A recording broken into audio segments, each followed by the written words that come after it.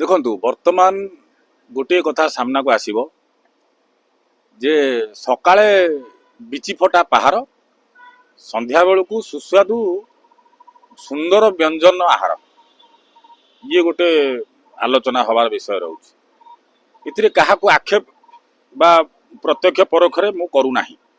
ଏଇଟା ସମସ୍ତଙ୍କ ପାଇଁ ଉପଯୁକ୍ତ ହଉ, ସମସ୍ତେ ଜାଣିବା ଦରକାର, ସମସ୍ତେ ଏ ବିଷୟରେ ଅବଗତ ହେବା ଦରକାର ଆଉ ସଚେତନ ହେବା ଦରକାର। ନେତା ମାନେ ସବୁବେଳେ ତାଙ୍କ ଜାଗାରେ ଠିକ୍ ରୁହନ୍ତି। କୌଣସି ଦଳର ନେତା ହଉ, ସେ ବିଜେପି ହଉ, ବିଜେଡି ହଉ, କଂଗ୍ରେସ ହଉ, ଆମ୍ ଆଦମୀ ପାର୍ଟି ହଉ, ଯେକୌଣସି ଲୋକ ଅଛନ୍ତି ସମସ୍ତେ ସମସ୍ତଙ୍କ ଜାଗାରେ ସେମାନେ ସ୍ଥିର ଭାବରେ ଠିକ୍ ଠାକ୍ରେ ଅଛନ୍ତି। ତାଙ୍କ ଭିତରେ ଭଲ ଉତ୍ତମ ବୁଝାମଣା, ବ୍ୟକ୍ତିଗତ ସମ୍ପର୍କ ବହୁତ ଭଲ ଅଛି। କିନ୍ତୁ ଯଦି ପ୍ରକୃତରେ ଆମେ ଦେଖିବା, ଗ୍ରାଉଣ୍ଡକୁ ପଳେଇ ଆସିବା, ତ ତଳେ ଯେଉଁମାନେ କର୍ମୀ ରହିଲେ ସେଇମାନଙ୍କ ଭିତରେ ମନାନ୍ତର ମତାନ୍ତର, ହତ୍ୟା, ମାଡ଼ଗୋଳ, ଚୋରି, ଦାରି ନାରୀ ବିଭିନ୍ନ ପ୍ରକାର ଅଭିଯୋଗ, ଆରୋପ ପ୍ରତ୍ୟାରୋପ, ଏମିତିକି ଥାନାବାଡ଼ି କେସ୍ ପର୍ଯ୍ୟନ୍ତ ମଧ୍ୟ ଚାଲେ। ଯଦି ନେତା ଠିକ୍ ହେଇପାରୁଛନ୍ତି ତାହେଲେ କର୍ମୀଙ୍କ ଭିତରେ କାହିଁକି ହେଇପାରିବେ ନାହିଁ? ଏକ ପ୍ରଶ୍ନ, ଏଇଟା ସମସ୍ତଙ୍କର ମାନେ ମନକୁ ନେଇକି ପଚାରିବାର ଆବଶ୍ୟକତା ରହୁଛି, ନିଜକୁ ପ୍ରଶ୍ନ କରିବାର ଆବଶ୍ୟକତା ରହୁଛି।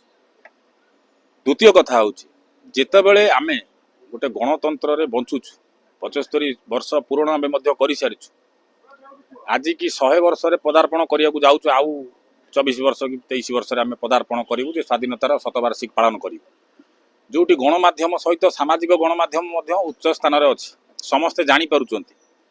ତ ସେଠି ଯଦି ଆମେ କର୍ମୀଙ୍କ ଭିତରେ ନିଜ ଭିତରେ ବାଡ଼ିଆ ପିଟା ମାଡ଼ଗୋଳ ଲାଗିବୁ ଏବଂ ନେତାମାନେ ଆମ ସାଙ୍ଗରେ ସକାଳେ ଆସିଥିବେ ଏବଂ ଯେଉଁ ଆଜି ସେଇ ବିଷୟ ସେଇ ନେତାଙ୍କର, ସେଇ କଂଗ୍ରେସର ନେତାଙ୍କର କଥା ଆସୁ, ଯେଉଁ କର୍ମୀମାନେ ମାଡ଼ ଖାଇକିରି ଯେଉଁ କଂଗ୍ରେସ ଦଳକୁ ବା ଆପଣଙ୍କ ନେତାଙ୍କୁ ସୁରକ୍ଷା ଦେବାକୁ ଯାଇ ବା ସେ ଦଳକୁ ସୁରକ୍ଷା ଦେବାକୁ ଯାଇ ବା ସେ ଦଳର ବିଧାୟକମାନଙ୍କ ପାଇଁ ହଉ ବା ଦଳର ଅସ୍ତିତ୍ୱ ବଜାୟ ରଖିବା ପାଇଁ ମାଡ଼ ଖାଇଲେ, ପାଣି ମାଡ଼ ଖାଇଲେ, ଲାଠି ମାଡ଼ ଖାଇଲେ, ଟେକା ମାଡ଼ ଖାଇଲେ, ରକ୍ତ ବୋହିଲେ, ଯେଉଁଠିକି ମହିଳାମାନେ ମଧ୍ୟ ଏଭଳି ଆଣିଛନ୍ତି ଅଭିଯୋଗ ଯେ ତାଙ୍କ ପ୍ରାଇଭେଟ୍ ପାର୍ଟକୁ ଛୁଇଁଲେ, ବିଭିନ୍ନ ପ୍ରକାର ଯାହା ଆପଣ ଗଣମାଧ୍ୟମରେ ଦେଖୁଥିବେ ବା ମୁଁ ଦେଖୁଛି, ସେ ଜାଗାରେ ସେ କଷ୍ଟଟା କ'ଣ? ସେ ନେତାମାନେ ସନ୍ଧ୍ୟାବେଳକୁ ସେ ଭୋଜନଟା ଖାଇକି ଭୁଲିଗଲେ କି ନା ଯେଉଁ ନେତାମାନେ ଯାଇଥିଲେ ସେ ଭୋଜିରୁ ତାଙ୍କ ପାଇଁ, ଯେଉଁମାନେ ମାଡ଼ ଖାଇକି ମେଡ଼ିକାଲରେ ପଡ଼ିଛନ୍ତି ତାଙ୍କ ପାଇଁ ସେ ଭୋଜିରୁ କିଛି ଖାଇବା ଆଣିଛନ୍ତି କି ନା?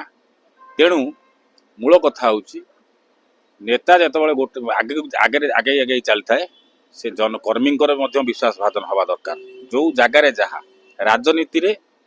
ରାଜନୀତିର ଶବ୍ଦ ମୁହଁରୁ ବାହାରିବା ଦରକାର, ହେଇପାରେ ତାହା ଦିମାଗରୁ ବାହାରୁଛି କି ହୃଦୟରୁ ବାହାରୁଛି, କି ମୁଁ କାହା କଥାରେ ପଡ଼ିକି କହୁଛି କି ପ୍ରରୋଚନାରେ କହୁଛି, ତାହା ମୁହଁରୁ ହେବା ଦରକାର। ଯେତେବେଳେ ହାତ ଗୋଡ଼ର ବ୍ୟବହାର ହେଇଯାଏ, ସେଠି ରାଜନୀତିର କୌଣସି ସ୍ଥାନ ନଥାଏ ବୋଲି ମୋର ବ୍ୟକ୍ତିଗତ ମତ।